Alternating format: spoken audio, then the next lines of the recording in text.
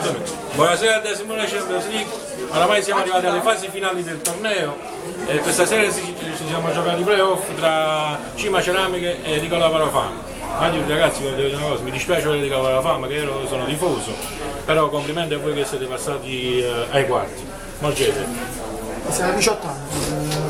Sei appostati, questo bastardo. Questo è l'organizzatore che deve essere neutrale. Tutti bene. Era tifoso. Che se ne stava facendo? No, ci parla prima. Fare un appello come l'organizzatore che è tifoso di una squadra. A favore di una squadra. Deve essere neutrale. L'organizzatore per lo spettacolo. Allora ma è uscita la Nicola Varafama, tifo per... No, diciamo 18 anni. Auguri a Brea, Gianmarco, oggi fa 18 anni. Auguri da da Simone.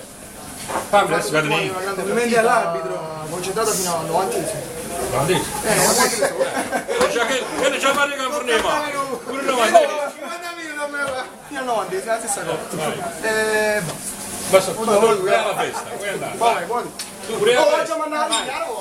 C'è la festa lì. Tu pure alla festa? E va la festa. Gallo, vieni, autore dell'ultimo gol. Che ha spezzato le gambe alle Nicola Varafama, Gallo Antonio. Tu pure la festa?